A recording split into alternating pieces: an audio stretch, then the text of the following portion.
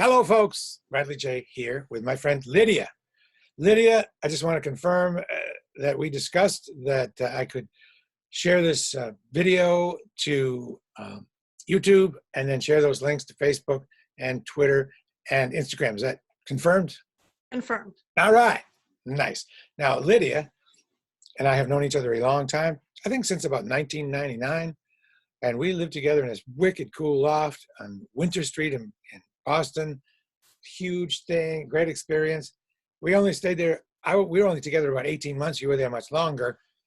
And after that, we remained friends. And Lydia and I have something in common. She travels a lot. She goes to places I don't want to go because she likes to go to hot, sticky places. I like hot, dry places, but not hot, sticky. You love the stickiness. And tell me about some of the places that you've been that are sticky. Well, I have been to every country in Central America, which can get very hot and sticky, and to some places in Asia, Thailand, China, and to some safaris in Africa. Okay, and that's one of the things we're going to talk about. Lydia's here to do a sort of travel log, a little travel tale, and maybe share some awesome photos of two destinations. Well, two things. Safari is probably a combination of two safaris, the photos, right? They're probably not separated out. Yeah, two safaris, 4 different countries. Okay, and Ukraine, specifically Chernobyl. So let's start now. What countries did you go to on your safaris? I have been to South Africa and Botswana and Zimbabwe and Kenya doing safari trips. And what are the pros and cons of each? How are they different? Well, there are differences based on the countries themselves and the socioeconomic conditions in the countries. Zimbabwe is a very poor country compared to South Africa. So I feel like once you get inside a game reserve, it's the differences aren't as much. You don't feel those differences as much. It's more like when you are in the airport and when you're in the city and where you're getting from point A to point B, that's when it's really more noticeable. But when you're in a game reserve, it's Africa, and it's all about the animals. How about the lodging? What lodging did you experience? Oh, well, I stayed in all of the safaris I've been on. I stayed in the game reserves in lodges that are within the reserves themselves, and it's just amazing. It's just wonderful. I mean, some really incredible accommodations, actually some 4- and 5-star accommodations within the game reserves.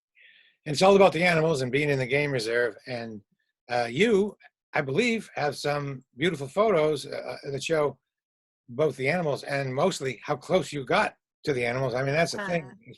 There's one elephant shot that looks like it's pretty hairy, pretty close. So why don't we see how this goes? Sure. This is only my second Zoom thing. And I don't know if Lydia's done it a bunch, but let's see how it goes. Let's take a look at some of those animals. Nice. Go ahead.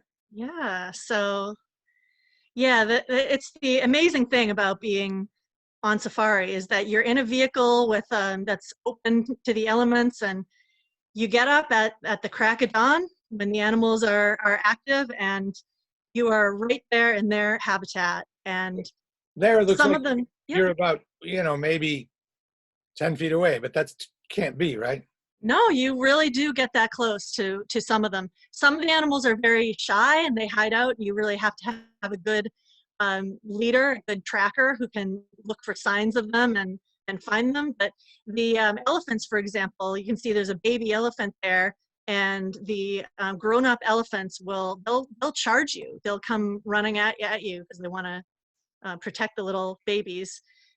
But you can get really close. You tend to see a lot of elephants, a lot of giraffes and zebras and impalas. Some of the big cats are a little harder to find. You have to look for movement in the bushes and look for signs. Your guide will probably look for footprints and follow those. Do those monkeys, do they warn you about monkeys? Monkeys have giant teeth. I mean, these aren't really monkeys. These are big things, right? These are bigger than regular monkeys. Well, there's all sorts. So it depends on where you are, All but right. you can see all sorts of primates, and some of them are real wild. Some of them are more used to being around people. Some Uh, of them live close to the resorts, and they get to know that they can associate people with food, and so they'll come around and try to get food from where the tourists are. so that cat looks hungry, and you look very close. Were you Uh, nervous? Were you nervous? I wasn't, but I guess I'm pretty adventurous, so I Yes, wasn't that's too nervous. okay. Yeah. What's the worst that could happen? You know, you just get eaten. That's like the worst. That's the worst that Okay. could happen. Look at that. Lions and lions Little, and little cubs. little Boy, are they cubs. cute. But if you're interested in you asked about the accommodations, Yeah. and I mentioned, there you can stay at really beautiful places, even though these places are in countries that might be developing countries and might be pretty poor. You can stay in these places where you really get your own cabana, and they're really beautiful, and you're well taken care of, and you Wow. feel really safe too. I want Uh, to do that. Wow. and I thought, oh, well, I'm going to be on safari. I want to be out in the wild. I want to be out there in a tent. But it turned out that some of those experiences would actually cost more than it would cost to go and stay in one of the lodges on the game reserves. Well, you sold me. I definitely want to go. It looks fantastic. And are there any uh, things, warnings, or advice that you would give to somebody that's thinking about doing it for the first time? Do's and don'ts, things you learned? Well, I think it's a great idea to book a package, to monitor some different websites, some travel websites where you can get different deals, and get something where there it includes your airfare and your lodging and your guides at the game reserves and your ground transportation, because you want to be able to focus on the animals and on the experience itself. You don't want to be dealing with all the logistics when Okay. Can we switch to Ukraine and Chernobyl now? Do you have Sure. the ability to get to that? Beautiful. I was impressed that you went there, and I was looking forward to hearing all about it. I've heard some of the stories, but I don't think I've seen the pictures, so this is great. Talk about how you chose to go there and how you found out that you could go to Chernobyl and the getting there, and then in what it was like there, and particularly interested in how much the vegetation has grown back, how Mother Earth Mhm. has reclaimed the spot in, I Yeah. don't know, how many years has it been? It's like 35 years or Yeah, something like like that. 35 years. Okay. Yeah. Well, Tell I me. was really interested. I was interested in Chernobyl and the history of it, and I I had read a bit about it and watched some documentaries, and watched a fantastic low budget horror movie called Chernobyl Diaries that was filmed in the abandoned site. And I just thought it was fascinating. I like kind of urban exploration and abandoned buildings in general. And so I had wanted to check it out for years. And I knew that you could go and you could get access to the exclusion zone, is what it's called, if you went with authorized tour groups. And talking about reclaiming nature, reclaiming the site, I kind of wanted to get there. It's sort of funny to say, but before it was ruined, so to speak, before these buildings were completely taken over by nature, before the buildings actually collapsed. Yeah. So I ended up booking one of these tours. I'll share my screen again so you can see some of the pictures. And just coincidentally, I had I'd booked this trip just shortly before HBO announced that they were coming out with their show Chernobyl. So I kind of got there before it was cool, I guess. Yes. All It's, right. Show us more. okay, so when you go to the Ukraine and you go to Kiev, which is a wonderful European city that is really up your alley, Bradley, in terms of travel. great food, really easy to get around. But then you drive a couple hours and you go to the exclusion zone, and there are armed guards in these stations. You have to show your passport and be let in with only with authorized guides. And once you get in, it is an abandoned city. It's big. There are apartment buildings and schools and an arena, and you can see here in the distance that there's the reactor that exploded, which is now under what they call a sarcophagus to So keep. that's how close these people were living to this.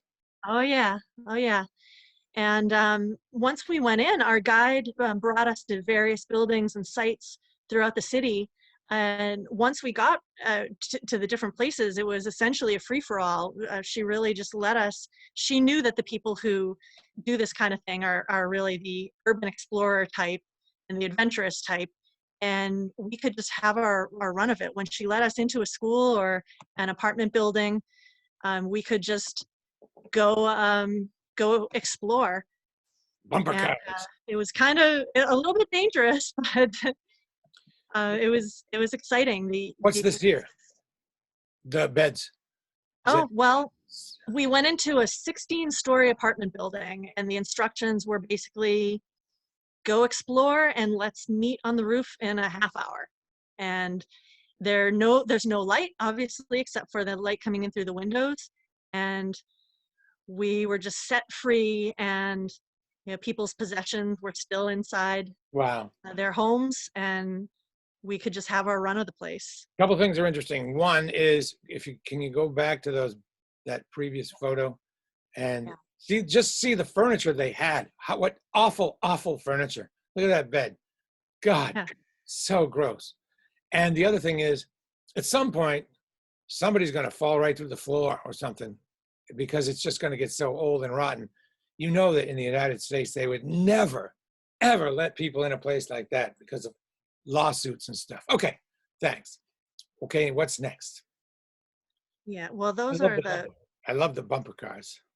yeah, the disaster happened right before May Day, and so they were all set up to have this carnival. So there's the Ferris wheel and the bumper cars, and it's really sad just so how suddenly the rug was kind of pulled out from under them. So that's just frozen in time, and the city is it's just a snapshot of what happened just over the course of a few days when they evacuated. Right. And that's a And you're right, with all these regulations that we're used to, and I'm gonna come back here. Um, hi, so what we're used to, having guardrails, having warning signs, having to sign waivers, it's just it it's so wild to be able to just have your run of the place. I fell down. I tripped over some wires and tripped and fell on my chin and cut my chin open, right on some tar that was probably radioactive. But nice. Lydia, thank you so much. You've been all over the place. Maybe you'll be able to share a couple more destinations with us another time, but you're very good travel host, and you take great pictures, and thank you so much for taking the time. thank you. See you again, Lydia. Okay, Folks, take care. that's all for now. I'll check in